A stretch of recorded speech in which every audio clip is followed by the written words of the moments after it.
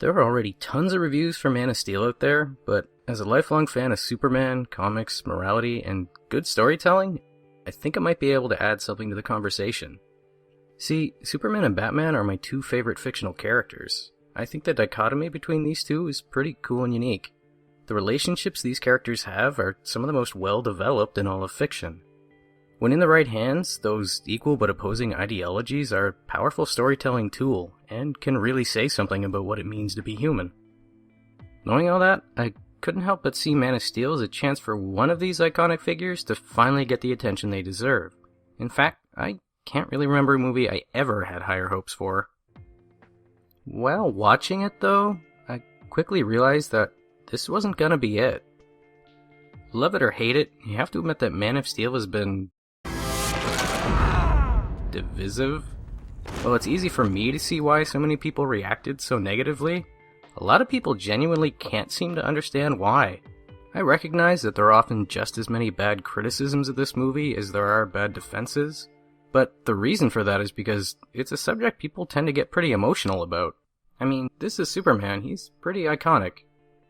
I had to overcome some pretty strong feelings myself to try and do this fairly, so believe me when I say this review isn't irrational hatred, it's a genuine attempt to give serious criticism. Basically, my goal with this review is to think about Man of Steel from its early conception all the way through its execution and some of the aftermath. I want to cover the ideas that worked, but also explain why I think they're kind of overshadowed by the ones that didn't. I guess a good place to start is to talk about who Superman is.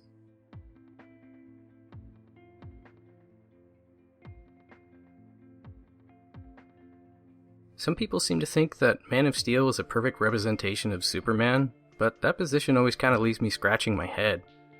It's actually pretty obvious that respecting the core of the character was not a real priority for this film. They seem to treat it more like this obstacle they have to overcome. Our approach was not a comic book Superman, it was just to do a more realistic Superman. Part of what we had to do is re-educate the audience and get them comfortable with the fact that we were actually going to change the Superman mythology.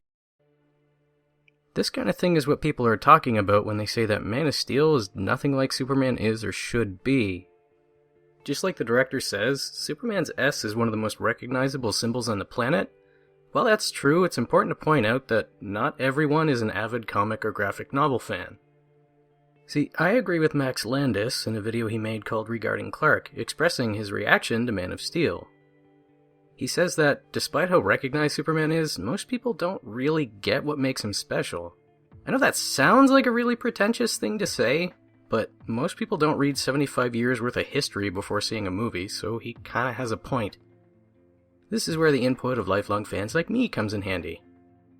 I'm always surprised to hear that a lot of people seem to hate Superman. They say he's too powerful, he's too hard to write for, he's boring, or too hard to relate to. I think this is usually out of ignorance of the character more than anything else. Now I could do a whole video just on this topic, but basically once you actually get to know Superman, you realize it's a pretty simple concept. A simple concept that actually gives you a really big, complex, and awesome playground to play in. Basically, Superman is just this really good, thoughtful guy who tries his absolute best to help people wherever he can. When bad things happen, he's genuinely hurt by them, which can be a little heartbreaking, because he's genuinely altruistic, making him really easy to empathize with. He's not a hero of coincidence, he goes looking for people to save. He's out there trying to talk down suicide jumpers, trying to stop criminals from hurting themselves and others. So, as most fans know, the best Superman stories challenge him on his moral and philosophical ideals, more so than challenging him physically. Stories that test him to see if he really stays true to those ideals under pressure. There are a lot of great examples of this. Mark Waid's Kingdom Come, in which Superman comes this close to breaking. Grant Morrison's All-Star Superman, never even breaks a sweat. J. Michael Straczynski's Superman Earth 1, which is a serious, warm, and often humorous way of addressing Superman's limits. There's also Mark Miller's Superman Red Sun, which brings up some really interesting questions about nature versus nurture as they apply to Superman. These are some of the best graphic novels of all time, and they understand that to really hurt Superman, you have to do it ideologically. But even more than any of those stories, there's one that I think embodies the spirit of Superman better. This story gives us the best test of who he is, and does it against today's modern world.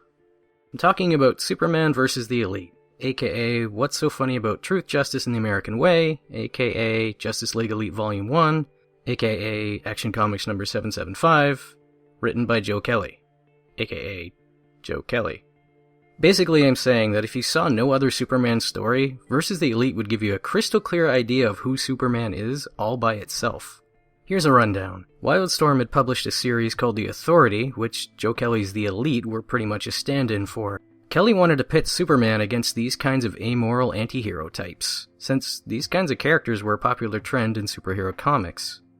Kelly had something to prove. He knew that darker didn't necessarily mean smarter, more realistic, more relevant, or even more serious. He wanted to show that society hadn't passed Superman by, and that real heroes still had a place in the world. It's sort of like how Kingdom Come was more or less a criticism or response to the Dark Age of comics, where everything was dark, violent, and gritty just for the sake of being dark, violent, and gritty.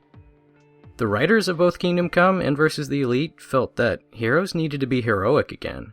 Kelly wanted to use the most recognizable, hopeful, and uplifting of all superheroes to make a powerful point about principles and modern society as a whole. He wanted a story that showed Superman is as relevant today as he's ever been, and kind of more important than ever. I think he accomplished his goal. I don't want to spoil the entire story, so if you haven't read it or watched the excellent animated feature, you should check it out.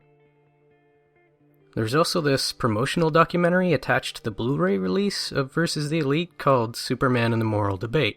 It includes analysis and commentary by Joe Kelly and some other very thoughtful people from psychology and military backgrounds. For my purposes, it highlights how the Elite deals with the same kinds of issues that Man of Steel does, but in a way far truer to the spirit of the character. It's worth your time if you can find it. All of these stories I mentioned will help you understand where I'm coming from when I argue about the character's spirit. Speaking of that, you might notice I'm not listing any live-action Supermen in my top picks. That's because I don't think any of them have ever really gotten the character right. The Reeves-style movies are too far on one end of the cheese spectrum, and even as a little kid I didn't like those. Thing is, Man of Steel is no more accurate than the Reeves-era movies were. It's just on the opposite end of that spectrum. Neither really capture the heart and soul of the character, in my opinion. In response to critics, the director of Man of Steel came forward to say that the only reason people didn't like Man of Steel was because it wasn't Christopher Reeves. Not only do I find that comment impressively conceited, I mean, there's lots of reasons not to like Man of Steel, but it's also objectively not true. I mean, I'm a comic book guy, and I don't even like the Reeves movies, so comparing one flawed live-action movie of the character to another means absolutely nothing to me. I'm going to expand on Clark a bit more later on when we actually get into the movie, but I want to start wrapping this section up by making one more point. So, there's this trait that's common throughout Superman's history that is largely why the character is so inspiring. It's that Superman's idea of a hero is someone who shows people the choices they have and then encourages them to make the right one. The way Jonathan Kent, his adoptive father, was and is a hero to him. Real heroes show us that goodness, kindness, and morality aren't irrational, just hard. Superman isn't just a symbol, he's an unmoving symbol, no matter how many people turn against him. He won't give up on you, even if you're trying to kill him. I think the recent success of Captain America the Winter Soldier is due in part to the fact that it borrows some of these same timeless, charming, and moral elements from Superman. Cap from the comics was never as interesting as this guy is. I mean, why wouldn't Marvel use these traits? DC doesn't seem to want them anymore. I think the movie's success is a testament to how important and relevant that kind of character still is to us today. It made Captain America shine in a movie that was actually pretty damn dark and serious. I think people still want to see heroes like this, just without all the cheese and blind patriotism. A character called Captain America, no less, jeez. It's interesting that Cap kills a lot of people in this movie, but he still comes across as an all-around great guy. And it seems likely that's because the movie has a focus on characters and story instead of action and plot. Lastly, here's another quote from Landis. So hi, I've expressed a lot of opinions on Superman online, and this is because the character means a tremendous amount to me. I value clarity. in character a lot because I feel that character drives story.